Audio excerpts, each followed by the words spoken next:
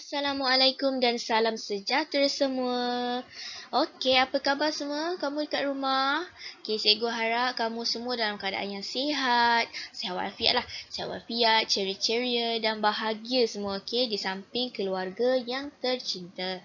Okey, cikgu harap kamu semua sentiasa menjaga kesihatan dan keselamatan lah. Walau di mana juga kamu berada lah. Sama ada di dalam rumah ataupun di luar rumah.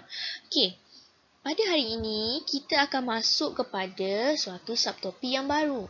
Okey, tapi sebelum tu, cikgu nak kamu betulkan tempat duduk, duduk dalam keadaan yang selesa. Okey, kalau ada apa-apa barang-barang di sekitar yang kelihatan kurang selesa, kamu betulkan dahulu. Okey, sebelum kita meneruskan pelajaran kita pada hari ini. Okey, dah kemas belum? Okey, kalau dah kemas, okey, dah duduk dalam keadaan selesa, okey, cikgu akan memulakan pembelajaran kita pada hari ini. Okey, mari kita teruskan. Baiklah, sekarang cikgu nak kamu tengok gambar yang cikgu paparkan di sini. Okey. Okey, di sini ada gambar ais. Ais, cawan yang berisi ais. Di sini pula ada gambar Olaf. Olaf, siapa tengok cerita Frozen? Mesti kena Olaf. Okey, kat sini ada gambar Olaf. Olaf tengah bersantai di tepi pantai. Okey. Okey. Olaf ni apa? Olaf ni bola salji dia dihasilkan daripada salji. Dia cerita Frozen tu. Okey. Soalan cikgu adalah, apakah yang akan terjadi kepada gambar di bawah ini sekiranya cuaca menjadi panas? Okey.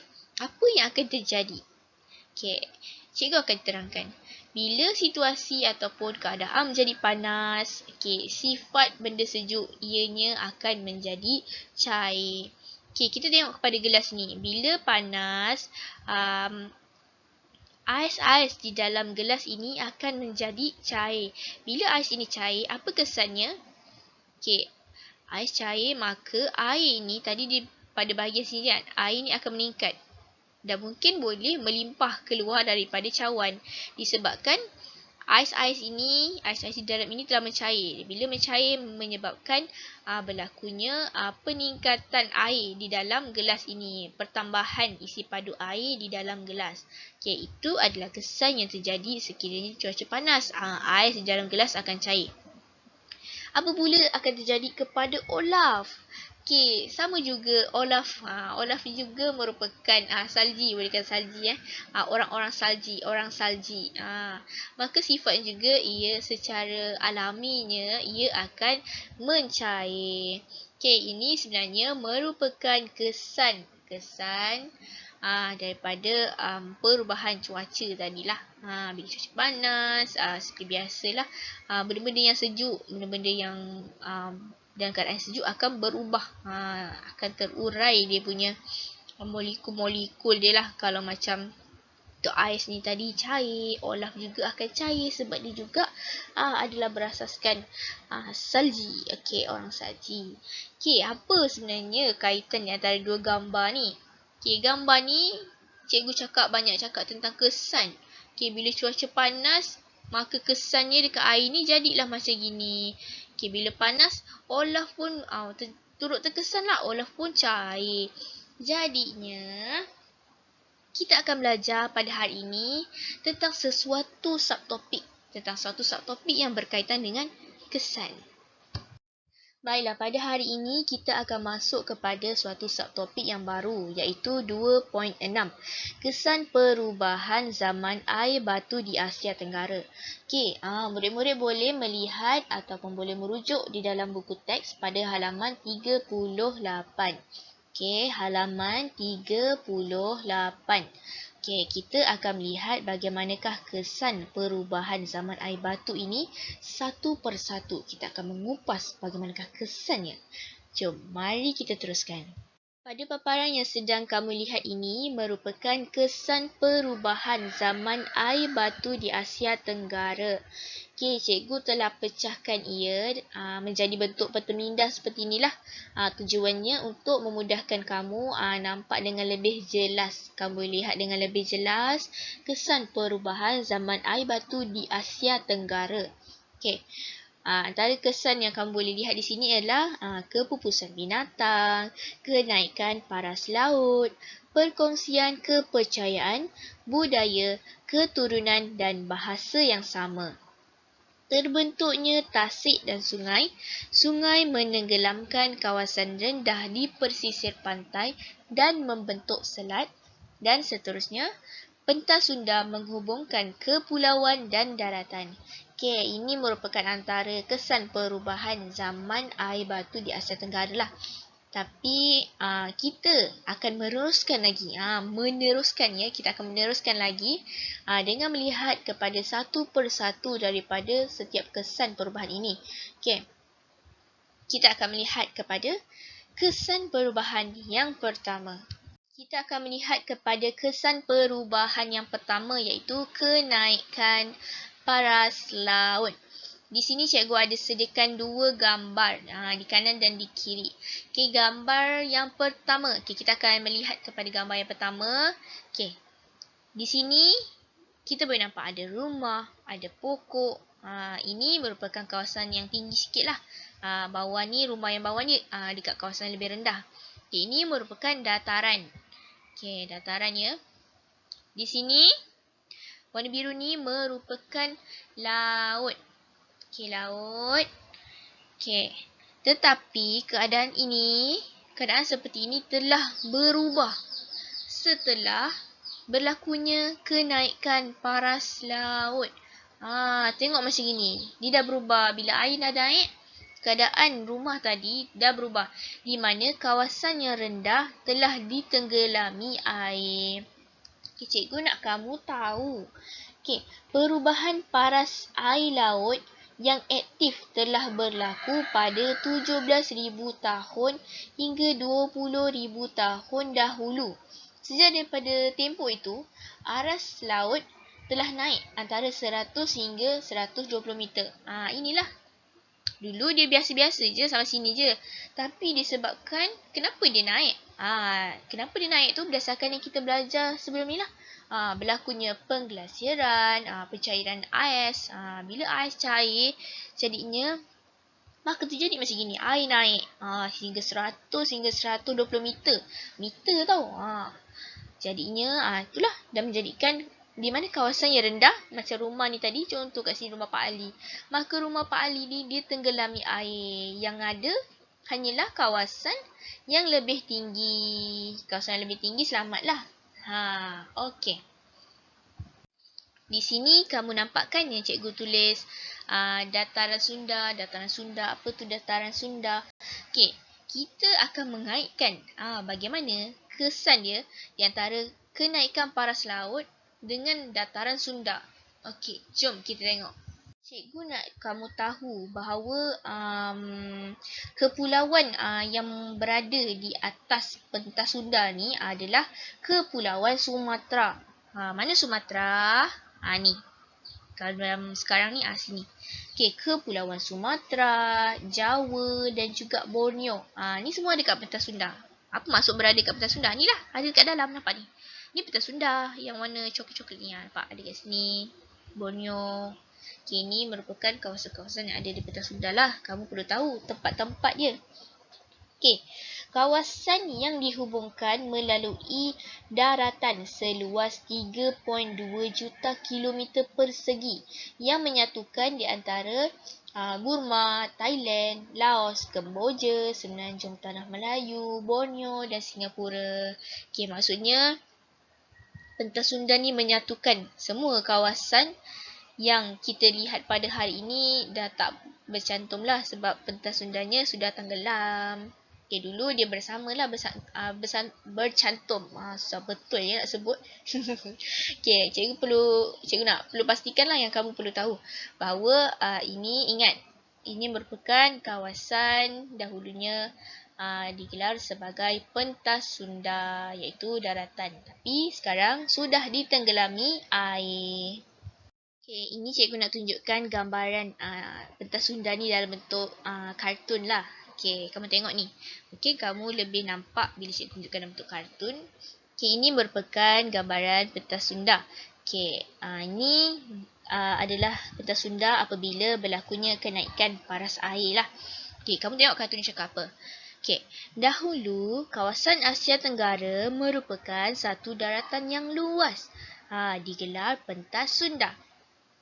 Lama-lama, air laut meningkat dan menenggelamkan kawasan yang rendah.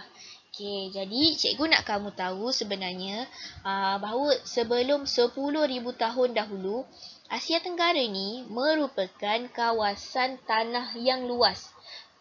Tanah yang luas, besar lah nampak ni. Nampak besar berbanding dengan pada ketika ini. Kawasan tanah yang luas ni dia menjadi penghubung di antara daratan dan kepulauan. Di sini cikgu ringkaskanlah daripada yang cikgu terangkan tadi. Kenaikan paras laut di pentas Sunda. Okey, ini penerangan tentang tadilah yang cikgu ceritakan dalam gambar tu. Ni apa yang kamu perlu tahu, bahawa pentas Sunda merupakan daratan yang mempunyai kawasan tanah rendah. Bila rendah, air naik, maka tenggelamlah kawasan yang rendah. Hanya muncul kawasan yang tinggi. Okey, lagi cikgu nak kamu tahu Kepulauan Sumatera, Jawa, Borneo berada di pentas Sunda. Okey, inilah ini sebagaimana yang cikgu terangkan tadi. Okey, ini kamu perlu tahu, ini asas untuk kamu tahu tentang pentas Sunda. Di mana hilangnya pentas Sunda. Jadi bila kamu tahu benda ni, siapa-siapa tanya pun kamu boleh jawab. Ni untuk diri kamu jugalah. Pengetahuan dalam diri kamu. Okey, kesan yang seterusnya ialah perkongsian kepercayaan, budaya, keturunan dan bahasa yang sama. Baiklah, masyarakat di Asia Tenggara ni, masyarakat yang tinggal ke Asia Tenggara sebenarnya berkongsi suatu tamadun yang sama. Okey, kita dapat lihat sebenarnya banyak persamaan di antara persamaan dan perkongsian di antara beberapa aspek yang terdapat di antara suatu masyarakat di Asia Tenggara. Contoh cikgu ambil adalah aspek bahasa. Okey, bahasa kalau kamu tengoklah kan. Okey, bahasa yang sebenarnya kita berkongsi bahasa Melayu. Okey, bahasa Melayu ni siapa je yang gunakan? Okey, orang kat Malaysia guna bahasa Melayu. Okey, selatan Thailand juga. Selatan Thailand, selatan Filipina, Indonesia, kita berkongsi satu bahasa yang sama, iaitu bahasa Melayu. Okey, selain pada bahasa Melayu, selain pada aspek bahasa, kita juga sebenarnya berkongsi keturunan. Kenapa cikgu cakap keturunan? Okey, sebab dahulu Asia Tenggara ni, kalau kita tengok pentas Sunda tadi tu, dia sebenarnya merupakan satu kawasan yang sama je. Daratan. Daratan maknanya aktiviti masyarakat tu bebas. Contoh daripada Indonesia nak ke Malaysia. Mereka boleh jalan kaki melalui pentas Sunda. Jadi pergerakan tu macam dah biasa lah. Dulu macam dah biasa. Jadi kamu boleh lihat macam mana yang dikatakan perkongsian keturunan. Okay, sekarang cikgu nak kamu lihat situasi kita di Johor. Sebab kita orang Johor kan. Okay. Di Johor Di Johor ni ada di antara kita yang keturunan Jawa. Ada yang Bugis. Mana datang Jawa, Bugis semua tu? Itu merupakan boleh dikatakan salah satu lah daripada kesan tu lah kita berkongsi benda tu. Kalau kita nak cerita orang Jawa kan ada dekat Indonesia, orang Bugis tu banyaknya dekat Indonesia juga. Dekat Sabah Sarawak, Borneo pun ada juga orang Bugis, orang Jawa. Dekat Sabah Sarawak lagi banyak percampuran. Sabah Sarawak ni kaya dengan etniknya. Banyak etnik kat situ. Okay, dari situlah cikgu nak ceritakan, cikgu nak sharekan bahawa kita ni sebenarnya memang banyak perkongsian. Di antaranya tadi keturunan lah. Kalau cikgu sendiri, cikgu juga ada keturunan daripada nenek cikgu Melayu, memang Melayu. Satu lagi belah atuk ada campuran Bugis sedikit, belah emak ada Jawa. Jadi kat sini kita dapat lihat memang perkongsian tu wujud. Kita boleh tengok kesan dia tu sampai sekarang. Kamu boleh tanyalah mak-mak kamu, "Mak, kita ni ada keturunan Jawa tak?" Kalau ada keturunan Jawa, kita boleh tengok. Memang ada perkongsian tu kekal sampai sekarang. Okay, selain tu kita boleh tengok dari aspek apa kat sini kan cikgu ada letak gambar nasi lemak kan. Ni Jawa tadi cikgu dah cerita tentang keturunan. Ni pakaian Jawa. Okay. Ini gambaran kartun lah cikgu nak tunjukkan tadi. Okay, kalau tengok daripada makanan, sebenarnya makanan kita dengan Indonesia, ini kita cerita tentang Malaysia dan Indonesia, ada sedikit persamaan juga. Dekat Malaysia kita panggil nasi lemak.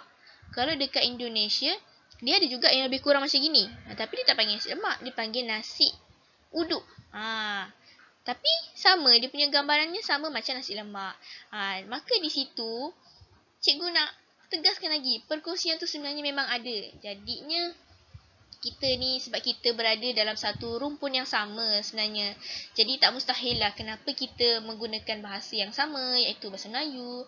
Kenapa kita ada macam keturunan yang sama. Ada yang ni, dia Jawa juga, ini Bugis. Sama. Itulah. Kita ni memang berkongsi sebenarnya sebab kita dari satu kawasan yang sama. Kesan yang seterusnya ialah kepupusan binatang. Beberapa haiwan yang bersaiz besar ni dah mengalami kepupusan lah. Maknanya kepupusan tu dah tak ada lah masa zaman sekarang ni. Sebagaimana kita belajar pada minggu lepas, ada gambar gajah-gajah tu. Gajah-gajah tu dah tak ada lah, banyaknya dah tak ada sekarang ni. Cikgu nak kamu tahu bahawa perubahan yang berlaku di kawasan Asia Tenggara pada zaman air batu akhir, khususnya pada peringkat akhir tu, iaitu zaman Holosen, dah memberi kesan terhadap perubahannya bentuk fizikal. Fizikal ni fizikal bumi lah. Dan juga hidupan. Hidupan di kawasan ini. Hidupan tu termasuklah manusia dan juga haiwan. Kawasan Asia Tenggara telah dihuni oleh kumpulan mamalia besar, sederhana dan besar. Di Asia Tenggara merupakan kawasan tumpuan mamalia kerana kawasan ini didiami oleh sebanyak 13% mamalia dunia. Tapi walau bagaimanapun, kita dapat mamalia-mamalia tertentu yang dah tak ada dah seperti zaman dahulu dah pupus lah. Disebabkan faktor perubahan-perubahan yang tertentu. Kesan yang seterusnya ialah sungai menenggelamkan kawasan rendah di pesisir pantai dan membentuk selat. Kamu perlu tahu bahawa kecairan air batu pada peringkat zaman Holosen. Zaman Holosen ni air batu banyak cair. Ianya menyebabkan terjadinya sungai dan tasik. Dekat Asia Tenggara ni terbentuknya sungai dan tasik. Sebagaimana kita belajar pada minggu lepas lah. Sungai yang terbentuk telah mengalirkan air ke dalam tasik dan ke laut. Antara sungai terbesar termasuklah Sungai Sunda Utara. Aliran sungai yang mengalir telah menenggelamkan kawasan tanah rendah di sepanjang tepi pantai. Perkembangan ini mempengaruhi pembentukan seperti tengok gambar ni, Selat Melaka dan Teluk Siam, lagi satu pulau pula, Laut Jawa. Aliran sungai, senang cerita, aliran sungai yang mengalir tadi telah menenggelamkan kawasan tanah rendah di sepanjang pantai. Konsep dia sama, bila kawasan itu rendah, air, ada pertambahan air tadi, macam air ni, air kita cerita pasal sungai, jadi air sungai mengalir. Jadi kawasan yang rendah tadi telah ditenggelami air. Disebabkan tadilah bila keadaan kawasan itu rendah, maka air kawasan itu akan ditenggelami air dan hanya kawasan yang lebih tinggi saja akan tidak ditenggelami air lah. Jadi macam mana kita tengok sekarang, Selat Melaka ni merupakan kesan daripada ni lah, kesan daripada zaman air batu ni juga. Kesan daripada perubahan dalam zaman air batu. Sebagaimana kita sudah pelajari pada minggu lepas, sungai ni juga, Sungai Tasik merupakan salah satu daripada kesan perubahan zaman air batu. Pencairan ais tadi telah menjadikan terbentuknya tasik dan sungai di kawasan Asia Tenggara. Antara contoh yang famous, yang terkenalnya adalah Tasik Dayang Bunting lah. Di mana ini, sekejap ya, cikgu ambil. Ini merupakan tasik air tawar. Inilah kesannya daripada pencairan ais tadi tu. Pada paparan ini, pada halaman ini, cikgu cuma nak refresh balik, cikgu nak kamu ingat balik tentang apa yang telah kita pelajari di dalam bab 2 ini. Okey, kita bermula dengan mempelajari tentang keadaan dunia kita bagaimana, iaitu bermula dengan zaman air batu yang sangat lama di bumi kita ini, di mana suhu bumi pada ketika itu terlalu sejuk, sangat-sangat sejuk. Bila sejuk, kegiatan manusia pun terhad. Okay, kemudian kita masuk pula kepada topik, kepada subtopik garis masa zaman air batu, di mana kita ada 4 zaman, iaitu zaman Meiosen, Pliocene, Pleistocene dan juga Holocene. Okey, bila kita dah belajar zaman, kita masuk pula kepada ciri-ciri zaman air batu akhir. Okay, ciri-ciri ni kita belajar hari tu tentang fizikal bumi, macam mana binatang-binatang yang wujud, okay, tumbuh-tumbuhan, aras laut, kehidupan manusia, suhu. Kita belajar semua itu dalam ciri-ciri zaman air batu akhir. Okay, lepas tu kita belajar pula tentang perubahan zaman air batu akhir. Okay, di sini kita dah mula nampak tentang iklim, glasier, bentuk fizikal muka bumi dan kesan perubahan tersebut kepada manusia dan haiwan.